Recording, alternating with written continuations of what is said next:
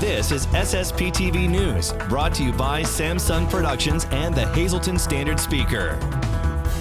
We speak with Hazleton's new acting police chief next. Good evening, everyone, and thank you for joining us at SSPTV News. I'm Ken Carr with today's information from SSPTV and the Hazleton Standard Speaker. The reported number of COVID-19 cases by the State Department of Health were up today in Luzerne and Carbon County and down in Schuylkill County. The total state number is up by over 400 cases from yesterday. 3 more deaths were reported in Luzerne County and 1 in Carbon County. Here's some good news. The first COVID-19 patient at Lehigh Valley Hospital Hazleton was released today after treatment. We'll post video from the event on our Facebook page, and the Lehigh Valley Health Network will also have the story as well. Governor Tom Wolf plans to veto a bill that passed that would reopen some businesses in Pennsylvania. A spokesperson for Wolf says, quote, reopening businesses too early will only extend the length of economic hardships created by the pandemic. Republican United States Congressman Dan Muser represents the 9th District in Pennsylvania, and he spoke about this issue on a new Sam Lassand show. Frankly, what's been done by the Wolf administration added a lot more stress to that. By ordering the closing down of many businesses, regardless of the level of safety standards that they would maintain. And look, I think what the Wolf administration attempted to do was to save lives and to keep people safe, and I get all that.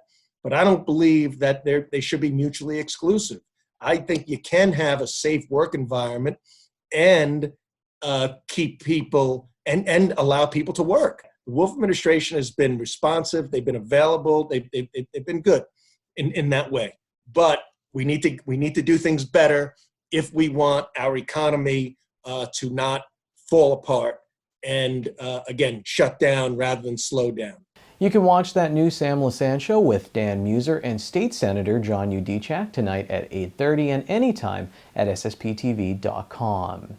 In crime news, Shandell George is back in Luzerne County today to face criminal homicide charges after a deadly shooting at Lucky Charms Bar in Hazleton in February of 2019. George was arrested in New York City in November and has been held there since.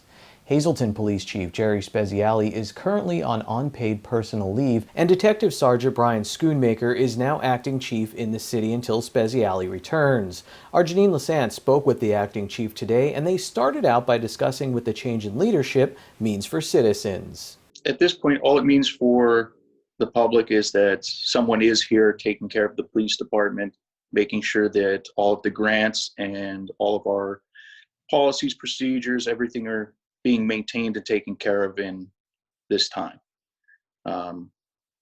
We're just trying to, right now, keep everything on track, keep our officers safe.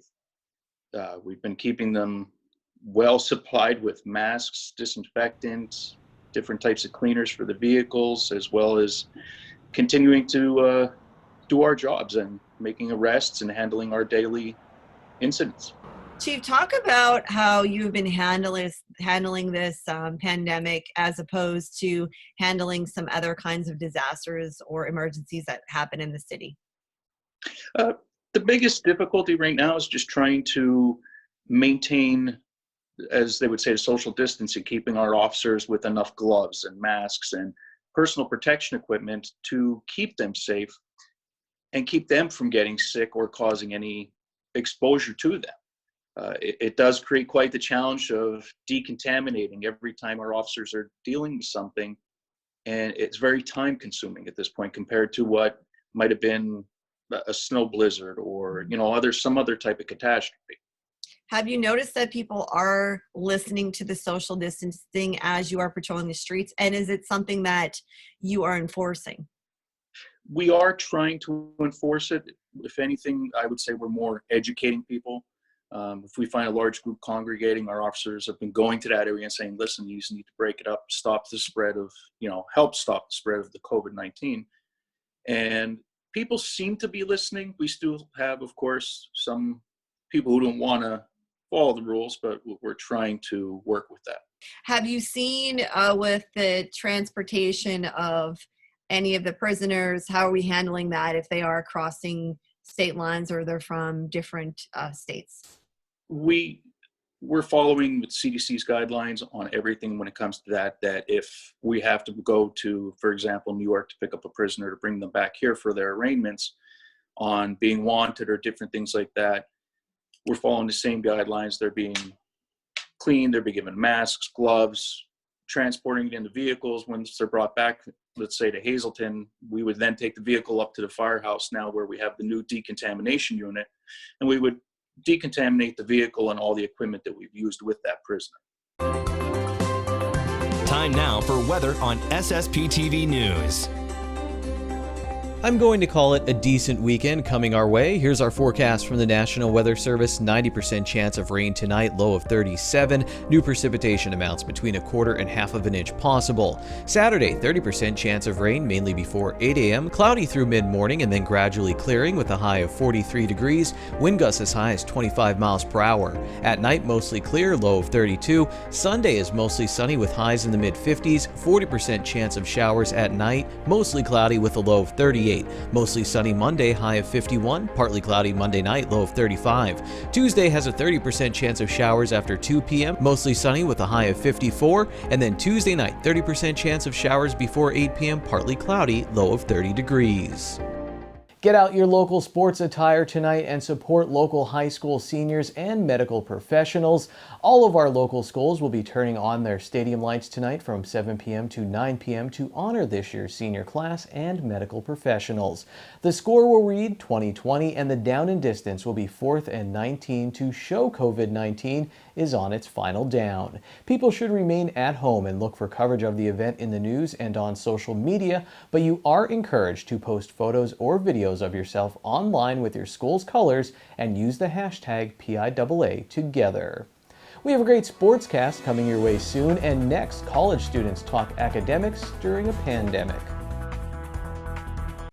Pathway to Recovery is hosting a poster contest for kids ages 4 to 18 in school in the Hazleton area. The theme and rules are up on your screen. The winner gets a large cheese pizza and goodie bag delivered to them by a local restaurant. All entries must be in by May 1st. All of this information is posted on the SSPTV News Facebook page. Here's this weekend's extended worship schedule on SSPTV, and remember you can watch Mass for Inspiration anytime at ssptv.com.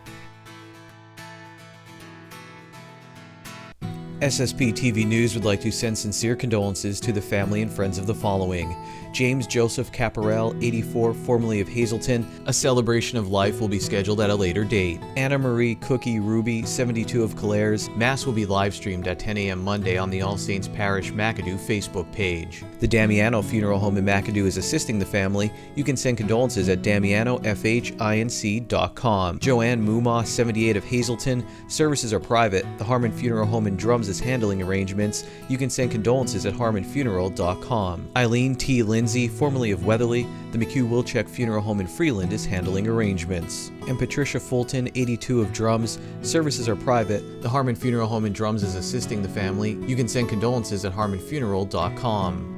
Tonight's social news has been brought to you by Harmon Funeral Homes and Crematory. For information, call 570-788-0977 or go to harmonfuneral.com.